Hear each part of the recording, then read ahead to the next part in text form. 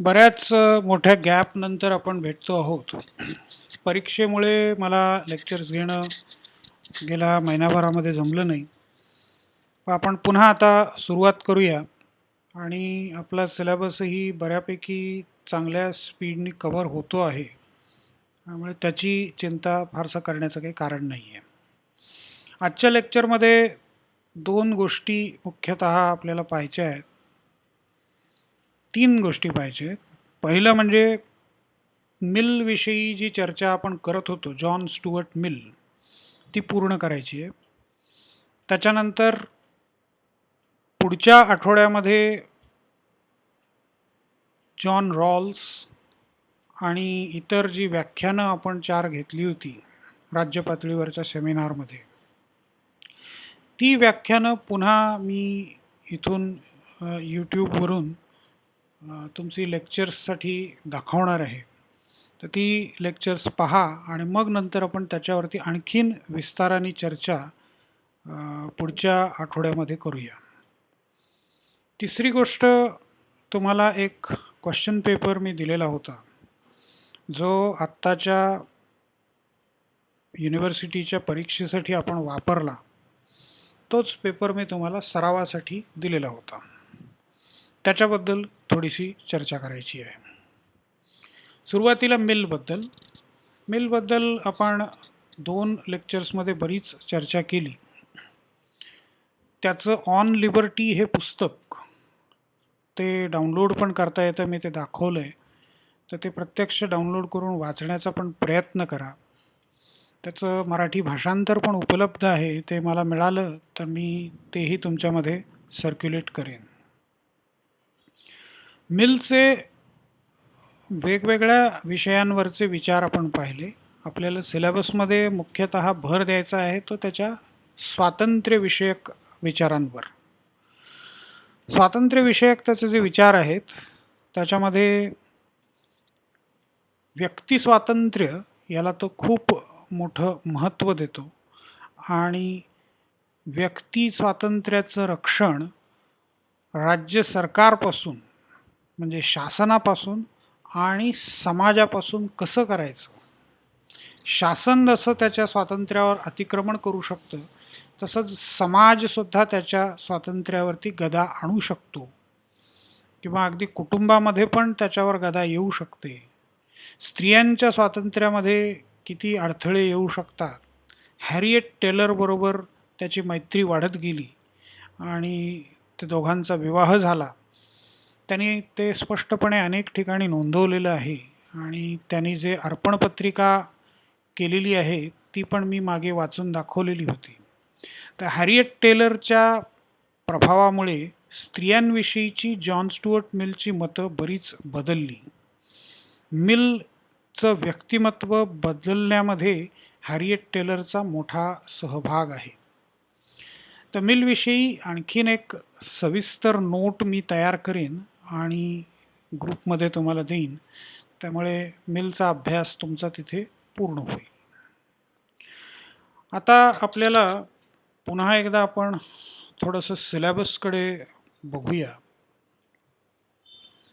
Syllabus मी मागे तुम्हाला सांगितलं होतं, तर या साईटवरती उपलब्ध आहे drtktopcollege.in/Paul या साईटवरती सिलेबस तुमचा उपलब्ध आहे.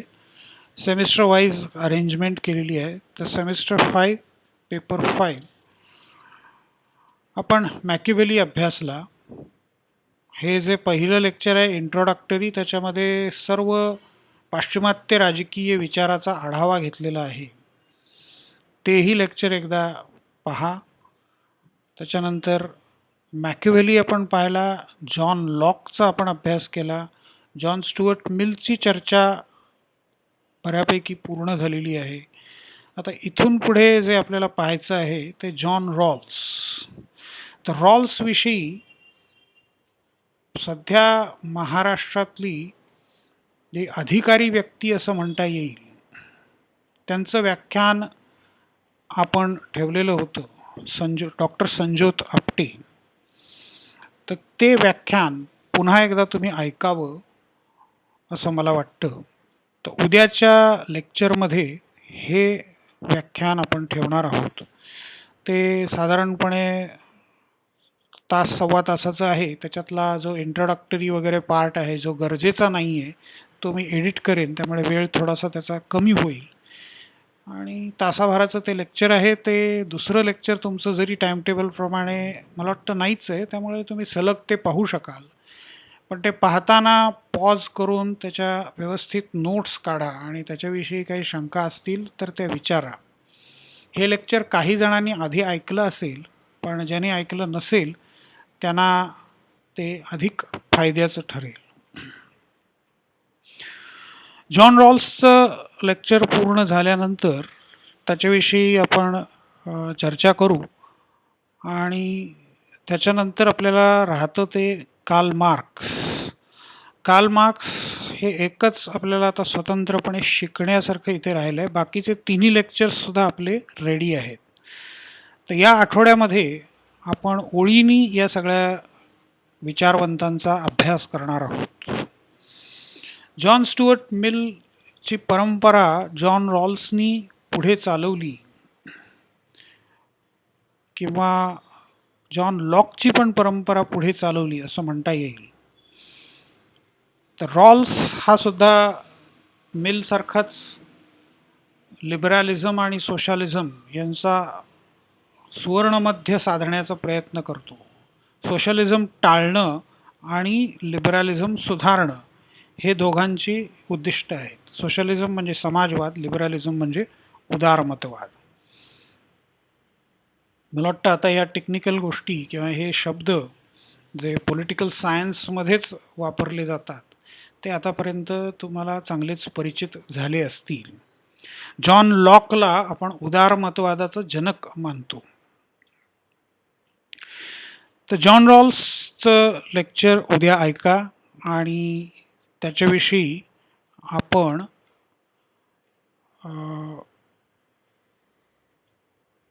21 तारखेला आणखीन विस्ताराने थोडीशी चर्चा त्याची आपल्याला करता येईल. त्याच्यानंतर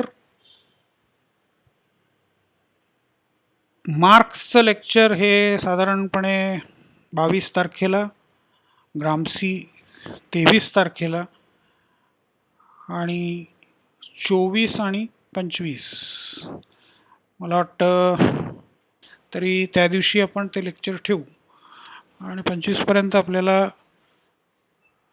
पूर्ण सिलेबस कव्हर आपला झाला आहे असं दिसेल. पुढच्या आठवड्यापासून आपण त्याची चर्चा करायला लागू. आज थोडीशी चर्चा करायची आहे ती ह्या पेपरची, ऑनलाईन टेस्टची. आत्ताच्या ज्या TYBAच्या टेस्ट झाल्या 5व्या सेमिस्टरच्या ATKTच्या आणि 6व्या सेमिस्टरच्या रेग्युलरच्या, या ऑनलाईन झाल्या. म्हणजे अगदी मुंबई विद्यापीठाच्या इतिहासामधल्या पहिल्या होत्या TYBAच्या. ऑनलाईन त्याचा पॅटर्न असा ठेवला होता की 25 प्रश्न, प्रत्येक प्रश्नाला 2 मार्क, त्यामुळे टोटल पॉईंट्स होते 50. इथे तुम्हाला दिसतं. आणि 50 मार्कांच्या प्रश्नांसाठी 1 तासाचा वेळ दिलेला होता. भरपूर वेळ दिलेला होता. अर्थात हा पहिला प्रयोग असल्यामुळे आणि घाईघाईत निर्णय घ्यावा लागल्यामुळे हे असं केलेलं दिसतं. तर पुढचा पॅटर्न कसा राहील ते माहीत नाही. पण समजा हीच पद्धत पुढे अवलंबायचं ठरवलं विद्यापीठांनी, शासनाने, तर तुम्हाला सवय व्हावी या दृष्टीने मी हा पेपर तुम्हाला दिलेला होता. तर उरलेल्या वेळामध्ये आपण या पेपरची थोडक्यात चर्चा करू.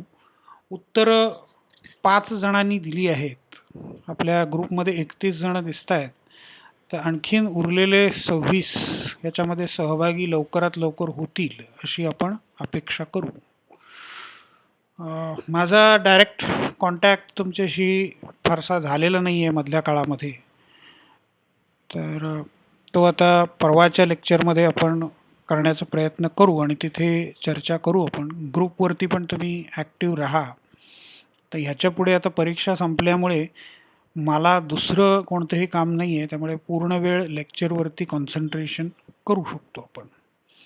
मला वाटतं आता साधारणपणे दिवाळी आली आहे, तर दिवाळीच्या आधी केव्हा तरी सुट्टी डिक्लेअर होईल. ती कशी करतात, किती दिवसांसाठी असते, आत्ता मला काहीच सांगता येत नाही आहे. परंतु आपण आपलं सिलेबस कंप्लीट करत राहू आणि समजा अशी परीक्षा झाली तर ती कशी द्यायची याचा थोडक्यात मार्गदर्शन किंवा गायडन्स इथे तुम्हाला होईल. 5 जणांनी परीक्षा दिल्या आहेत. साधारणपणे कमीत कमी मार्क मिळालेत ते 14, कोणाला तरी एकालाच मिळालेत. एकाला 16 आहेत, एकाला 30 मार्क आहेत आणि मॅक्झिमम मार्क मिळालेत ते 32 मार्क. म्हणजे याचा अर्थ 50 पैकी 32 म्हणजे 16 प्रश्न, 25 पैकी 16 प्रश्न बरोबर आले आहेत. 9 प्रश्न तरीही चुकलेच आहेत. तर कुठले कुठले मिस्ड क्वेश्चन्स आहेत ते तुम्ही इथे पाहू शकता. द बुक 2 ट्रिटाइजेस ऑन गव्हर्नमेंट, म्हणजे 5 पैकी 2 जणांचे बरोबर आले, 3 जणांचे चुकले आहेत. जॉन लॉक हे कोणत्या पक्षाशी संबंधित होते, एकालाही बरोबर उत्तर देता आलेलं नाही. आता प्रत्येक प्रश्न आपण बघूया, ते आणखीन सोयीस्कर होईल. इथे तुमचे ईमेल, मोबाईल नंबर, कॉलेज, ही सगळी माहिती तुम्ही जी फॉर्ममध्ये भरली होती ती सगळी इथे आहे.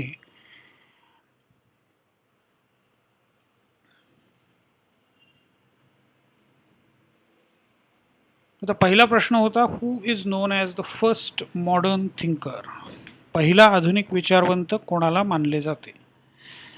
आता याचं उत्तर पहिल्या लेक्चरमध्ये, इंट्रोडक्टरी लेक्चरमध्ये पण मी दिलं होतं आणि मॅकियावेली संबंधात चर्चा करतानाही आपण हे सगळं बोललो होतो. तरीही मला वाटतं एका कोणाचं तरी हे उत्तर चुकलेलं दिसतं. हॉब्स असं उत्तर आलंय. तर उत्तर आहे त्याचं अर्थातच मॅकियावेली. 4 जणांचं हे उत्तर बरोबर आहे. Who is known as the father of liberalism, उदारमतवादाचा जनक कोणाला मानले जाते. तर इथे लॉक हे बरोबर उत्तर आहे. 3 जणांनी ते बरोबर दिलंय, पण 2 जणांना का कोणास ठाऊक स्टॅलिन वाटतं. स्टॅलिन हा रशियाचा नेता. स्टॅलिनचा आणि उदारमतवादाचा दूरचाही संबंध नाही आहे. तो उदारमतवादाचा प्रखर विरोधी होता. तो कट्टर साम्यवादी होता आणि त्याला जग साम्यवादी करायचं होतं. त्याने त्या दृष्टीने प्रयत्न पण सुरू केलेले होते. त्यांनी रशियाच्या बाजूची जी 14 वेगवेगळी रिपब्लिक्स आहेत ती रशियामध्ये सामील करून घेऊन USSRची स्थापना जी झाली होती ती आणखीन भक्कम केली. USSRच्या बाजूला जे राष्ट्र आहेत त्याच्यामध्ये साम्यवादी राजवटी स्थापन करायला सुरुवात केली. पोलंड, झेकोस्लोवाकिया, रोमानिया, थेट जर्मनीपर्यंत तो जाऊन पोचला आणि मग तिथे अमेरिकन फोर्सेस पण आले आणि मग शेवटी बर्लिन शहराचे 2 भाग झाले. पुढे तिथे बर्लिनची भिंत उभी केली गेली आणि जर्मनीचे 2 तुकडे झाले, ईस्ट जर्मनी आणि वेस्ट जर्मनी. मग तिथे थोडी स्टॅलिनची घोडदौड थांबली. 1953 मध्ये तो वारला. त्याच्यापूर्वी त्याच्या हातून किंवा त्याच्या आदेशामुळे कित्येक लाख लोकांची कत्तल झालेली होती. बऱ्याच ठिकाणी कारण काय तर स्टॅलिनला विरोध केला. त्यामुळे स्टॅलिनचा आणि लिबरलिझमचा कोणताही संबंध नाही. उदारमतवादाचा जनक हा जॉन लॉक. 1688 मध्ये ब्रिटनमध्ये जी क्रांती झाली त्या क्रांतीचं यांनी समर्थन केलं. त्या क्रांतीचं समर्थन करणारा ग्रंथ लिहिला. तो त्याचा प्रश्न आपण पुढे विचारलेला आहे. म्हणजे एकमेकांशी संबंधित असे प्रश्न आहेत. अत्यंत सोपे असे प्रश्न होते. कुठे कुठे चुकलंय तुमचं ते बघा. तर हा उदारमतवादाचा जनक मानला जातो. यांनी 1689 मध्ये the book two treatises on government was written by John Locke. इथे पण दोघांचं बरोबर आलंय आणि तिघांचं चुकलंय. जॉन स्टुअर्ट मिल असं उत्तर तिघांनी दिलेलं दिसतं. म्हणजे इथे जॉन जॉन हे सिमिलर असल्यामुळे, दोघंही ब्रिटिश असल्यामुळे, दोघंही लिबरल असल्यामुळे हे गोंधळ होणं हा शक्य आहे. दोघंही उदारमतवादी आहेत, साधारणपणे एकाच विचाराचे आहेत, पण मिल हा लॉकच्या पुढच्या काळातला आहे आणि लॉकनी मांडलेला उदारमतवाद सुधारण्याचा प्रयत्न तो करतो. म्हणजे लॉकच्या काळामध्ये औद्योगिक क्रांती झालेली नव्हती, ती औद्योगिक क्रांती पुढे झाली. त्याच्यानंतर भांडवलवाद हा नवा विचार आणि ही नवी ताकद पुढे आली. भांडवलवाद्यांनी सत्तेत शिरकाव केला. त्याच्यानंतर लिमिटेड गव्हर्मेंट प्रस्थापित झालं आणि भांडवलवाद्यांना किंवा कॅपिटलिस्ट ज्यांना म्हणतो आपण, मध्यमवर्ग, तो नव्याने उदयाला आला. कामगारांवरचे अत्याचार वाढले. मग अशा स्थितीत उदारमतवाद वाचवायचा असेल तर काय करावं लागेल, याच्यासाठी मिलनी मोठं कॉन्ट्रीब्युशन दिलं. त्याच्यामुळे टू ट्रिटायझेस ऑन गव्हर्नमेंट हा मिलचा ग्रंथ नाही आहे, हा लॉकचा ग्रंथ आहे. आता हा परत थोडासा मॅकिवेलीवरचा प्रश्न आहे. Book prince was written bye, म्हणजे इथे तर परत 3 ऑथर्सचा गोंधळ झालेला दिसतो. म्हणजे बरोबर उत्तर हे मॅकिवेली आहे, पण काही जणांना सरोजिनी नायडू वाटतं आणि काही जणांना ग्रामसी.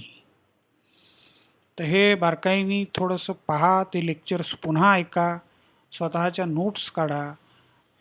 काही पुस्तकं, टेक्स्टबुक तुम्हाला मिळाली आहेत, तर टेक्स्टबुक वाचायला सुरुवात करा. तेव्हाच हे सगळे गोंधळ जे आहेत छोटे छोटे ते संपतील. रेनेसाँ चळवळ कुठे आणि कधी सुरू झाली? तर फ्लॉरेन्स शहरामध्ये ती सुरू झाली. तर इथे पण अंदाजे उत्तर दिलेलं दिसतं आहे 2 जणांनी. जॉन लॉक बिलॉंग टू, कोणत्या पक्षाशी त्याचा संबंध होता? आता हे व्याख्यानामध्ये मी अगदी ओझरता उल्लेख केलेला होता. हे थोडंसं लक्षात येणं कठीण आहे. बरोबर आहे, मलाही समजतं ते. नोट किंवा पुस्तक तुम्ही वाचलं असतं तर आणखीन लवकर लक्षात आलं असतं. तर जॉन लॉकचा पक्ष हा व्हिग पार्टी, त्याचे वडील पण त्या पक्षामध्ये होते. ह्या व्हिग्सचं पुढे रूपांतर लिबरल पार्टीमध्ये झालं, पण ते नंतर. तर जॉन लॉक जेव्हा अस्तित्वात होता, जॉन लॉक जेव्हा हयात होता, त्यावेळेला त्या पार्टीचं नाव व्हिग पार्टी असंच होतं. Machiavelli supports dash form of government in the book discourses. Machiavelli हा अत्यंत चतुर असा लेखक, प्रॅग्मॅटिक, वास्तववादी असा लेखक होता. त्याच्यामुळे त्यांनी सुरुवातीला राजेशाहीचं समर्थन करणारं एक पुस्तक लिहिलं, त्याचा वरती उल्लेख आपण केला आहे, द प्रिन्स. पण जेव्हा त्याला त्याच्या जीवाची शाश्वती वाटायला लागली आणि आपल्याला काही धोका नाही हे जेव्हा त्याला लक्षात आलं, तेव्हा त्यांनी मूळ त्याचा जो विचार होता तो परत डिस्कोर्सेसमध्ये मांडला. आणि म्हणून रिपब्लिकन फॉर्म ऑफ गव्हर्नमेंट हेच उत्तम प्रकारची शासन व्यवस्था आहे, हे त्यांनी त्याच्या पुस्तकात मांडलं.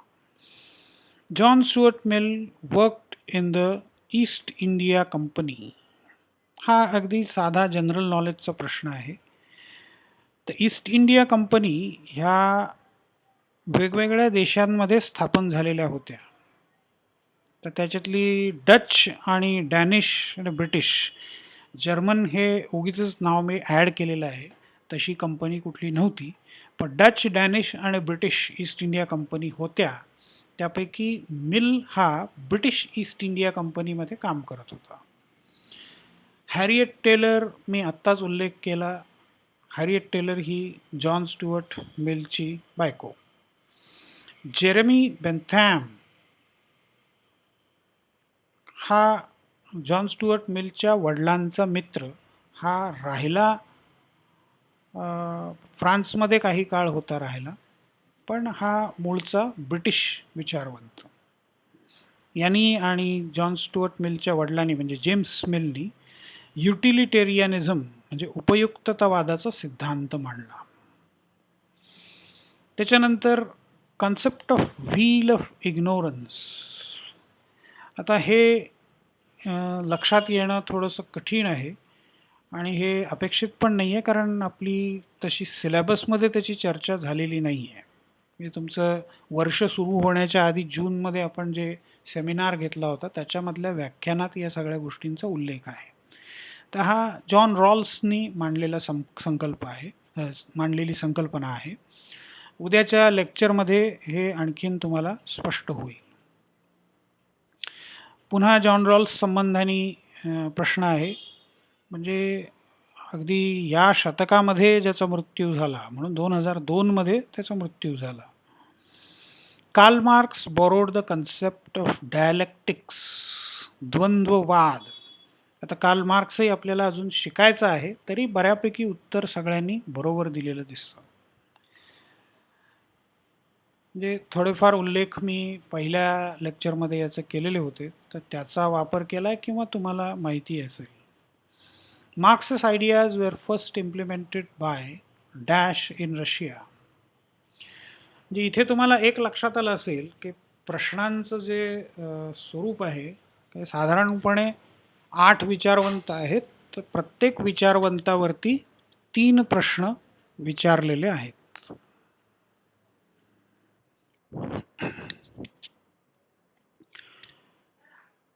Marx's ideas were first implemented by dash in Russia.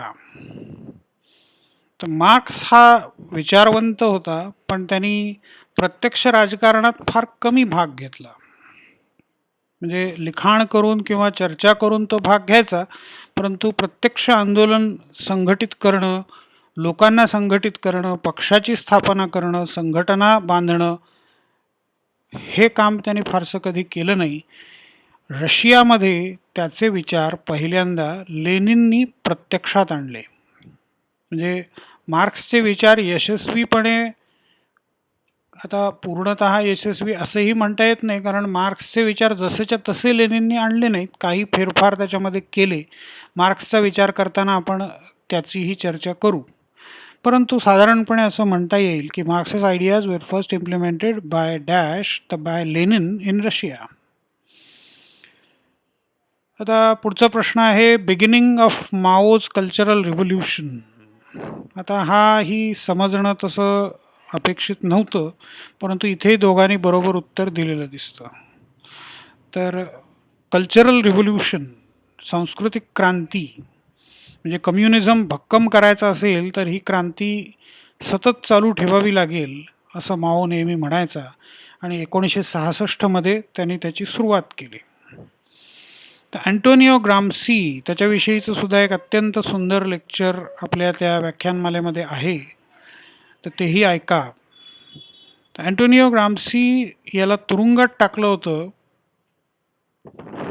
म्हणजे जो इटलीचा मोठा डिक्टेटर, फॅसिस्ट डिक्टेटर,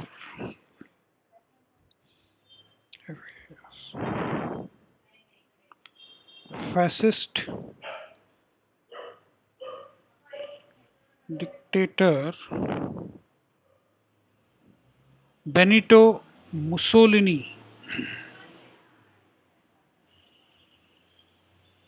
या प्रकारे सर्च देऊन तुम्ही त्याच्याविषयी वाचू शकता. हिटलर आणि त्याचा मृत्यूसुद्धा काही दिवसांच्या फरकानेच झालेला आहे. त्याच्याविषयीच्या गमती जमतीच्या स्टोरी बऱ्याच तुम्हाला इथे ऐकायला वाचायला मिळतील रेफरन्सेसमध्ये.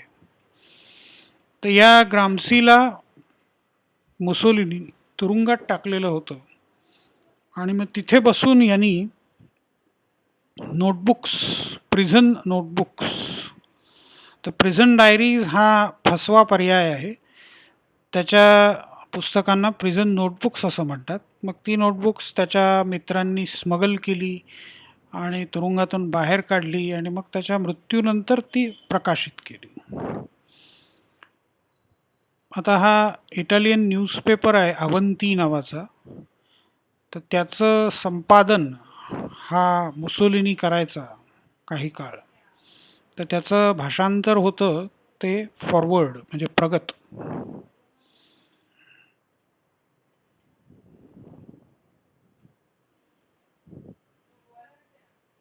एल पोपोलो डी इटालिया हा हे वर्तमानपत्र मुसोलिनीनी चालू केलं. ह्या अवंतीला कॉन्ट्रडिक्ट करण्यासाठी किंवा सोशलिस्ट विचारांना कॉन्ट्रडिक्ट करण्यासाठी मुसोलिनीनी हे वृत्तपत्र चालू केलेलं होतं. त्याच्यानंतर सिमॉन दी बुहा बेसिकली बिलीव्ड. सिमॉन दी बुहाला स्त्रीवादी विचारवंत असं म्हटलं जातं आणि म्हणूनच इथे हा फसवा प्रश्न उत्तर पर्याय दिलेला आहे, फेमिनिझम. आणि बहुतेक जण त्याला फसलेले दिसतात, पण एकाचं उत्तर बरोबर आलेलं आहे. सिमॉन दी बुवानी स्वतःला फेमिनिस्ट कधीच म्हटलं नाही. ती एक्झिस्टेन्शियलिझम हे हा जो विचार आहे, एक्झिस्टेन्शियलिझम, आता तुम्ही सर्च देऊन बघा, who stated एक्झिस्टेन्शियलिझम.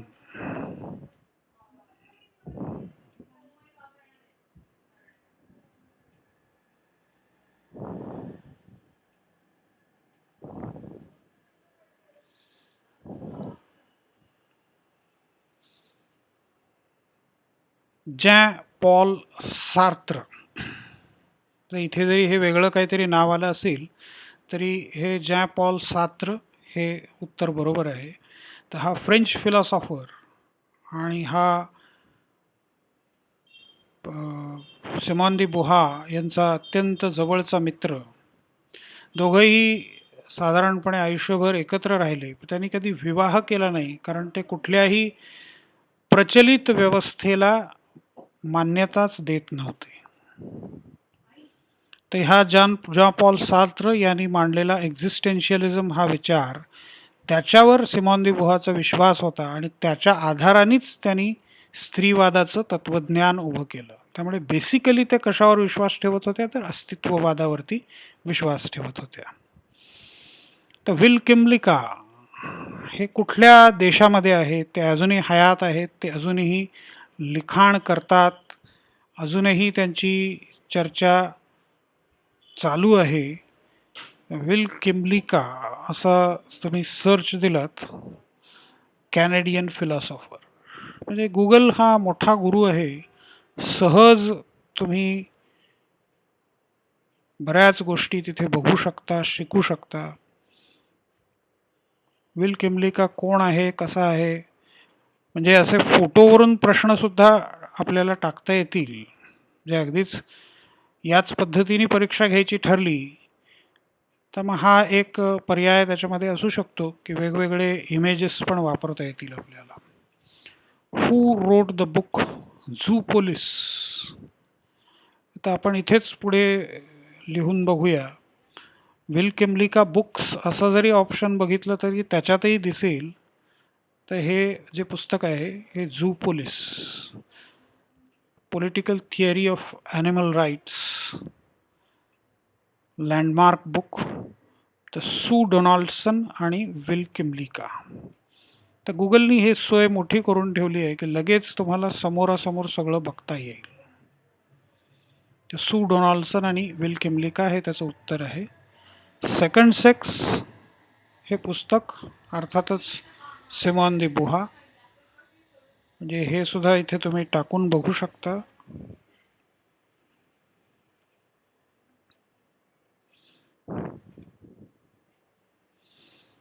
The second sex, Simone दी बुहा.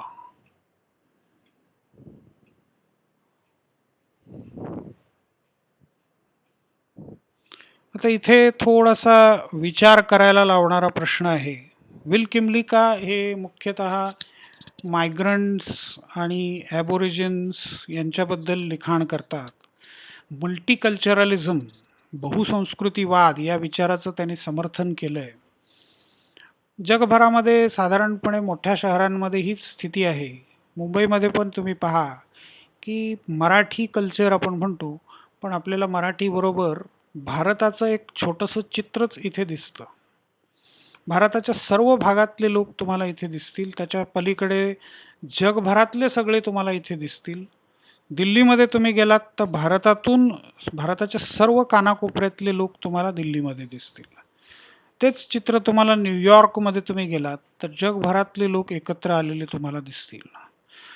मग तिथे संघर्ष सगळीकडे उद्भवतो. स्थानिक विरुद्ध बाहेरून आलेले यांचा संघर्ष. मग स्थानिक कोणाला म्हणायचं? बाहेरून आलेला हा किती वर्ष बाहेरून आलेला हेच त्याचं स्टेटस राहील. 50 वर्ष जरी तो तिथे राहिला तरी त्याला तसंच म्हणायचं का? आणि मग स्थानिक कोणाला म्हणायचं? हे सगळे वादाचे प्रश्न आहेत. त्यांची चर्चा हे नेहमी करतात आणि ते कोणाला सपोर्ट करतात? तर ते मायग्रंट्सना सपोर्ट करतात. मायग्रेशन ही नॅचरल बाब आहे. ते होत राहणार आणि गरज असते काही वेळेला, जरुरीचं असतं. तर त्याला विरोध करता कामा नये. त्यांना ॲसिम्युलेट कसं करून घेता येईल, त्यांना सहभागी कसं करून घेता येईल, हे प्रत्येक राष्ट्राने याचा विचार केला पाहिजे. हे साधारणपणे विल किमलिका यांचं मत आहे. अर्थात ते आता ॲनिमल राईट्सबद्दल लिहितात, तर माणसांच्या हक्कांबद्दल लिहिणारच. मायग्रंट्सना सपोर्ट करणार हे अगदी नॅचरल आहे. Which of the following countries welcome migrants from all over the world? आता हाही परत अलीकडच्या जनरल नॉलेजचा प्रश्न होता. म्हणजे जर्मनी हा असा देश आहे की त्यांनी ओपनली सांगितलं की आम्ही वेलकम करतो आणि त्याच्यामुळेच मग ब्रिटनचा आणि त्यांचे वाद झाले आणि मग ब्रिटन ईयूमधून बाहेर पडलं. आपण इथे असंच टाकून बघूया, जर्मनी वेलकम्स रेफ्युजीज, म्हणजे आपोआपच त्यांनी उत्तर पूर्ण केलं माझं. 3/4 of refugees feel welcome in Germany. Germany welcomed refugees. Now it's reaping the economic benefits. म्हणजे जर्मनीमध्ये लोकसंख्या खूप कमी आहे, जन्मदर पण कमी आहे, तर त्यांना भीती आहे की माणसं शिल्लक पुढे राहतील की नाही. त्याच्यामुळे त्यांना मायग्रंट्सची गरज आहे. आर्थिकदृष्ट्या त्यांना गरजेचं आहे. आणि त्यांच्या ज्या चान्सलर आहेत, अँगेला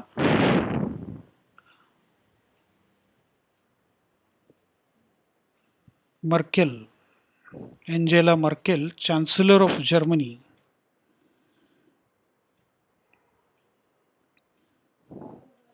सहसा ब्रिटानिकाचे आर्टिकल्स पाहत जा. त्याच्यामध्ये बरंचसं डिस्क्रिप्टिव्ह असतं आणि इन्व्हेस्टिगेट करून लिहिलेलं असतं. त्याच्यामुळे ते योग्य आहे. 66 वर्षाच्या बाई आहेत. हॅम्बर्गमध्ये त्यांचा जन्म झाला आणि आता त्या 2005 पासून चान्सलर पदावरती आहेत. सतत निवडणुका त्या जिंकत गेल्या. ख्रिश्चन डेमोक्रेटिक युनियन या पॉलिटिकल पार्टीच्या त्या सदस्य आहेत. केमिस्ट्री हा त्यांचा सब्जेक्ट होता.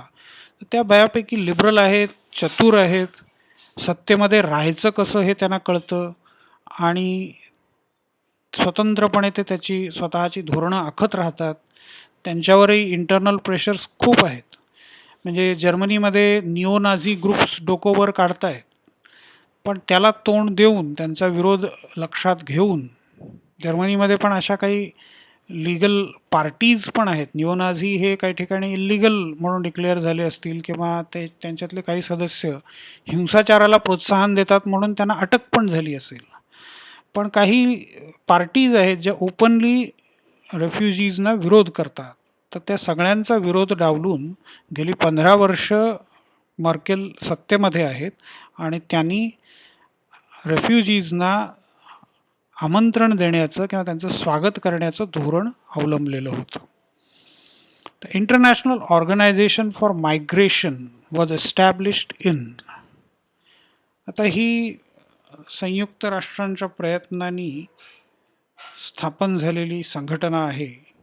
इंटरनॅशनल, आता हे प्रश्न डायरेक्टली संबंधित नसतील तरी किमलिका यांची चर्चा करताना त्याचा उल्लेख येणार.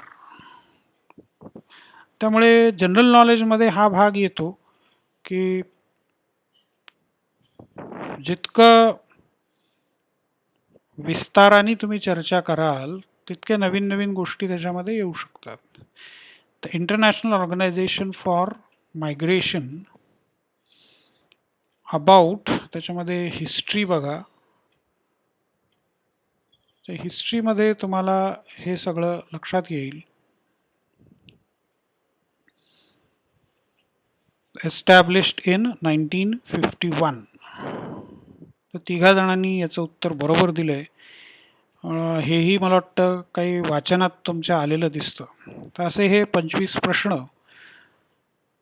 आता ही परीक्षा तुम्ही पुन्हा देऊ शकता. 2-3 अटेम्प्ट्स तुम्ही करू शकता आणि शक्य तेवढे पैकीच्या पैकी मार्क मिळवण्याचा प्रयत्न करा. उद्या रॉल्स संबंधाने लेक्चर असेल तर ते तासाभराचं साधारण लेक्चर असेल. तर ते पॉज करून त्याच्या व्यवस्थित नोट्स काढा आणि त्याच्याविषयीचे काही प्रश्न असतील तर ते नंतर आपलं जेव्हा लेक्चर होईल त्याच्यामध्ये आपण त्याची चर्चा करू. मी त्याच्या संबंधाने ग्रुपवर कळवेनच.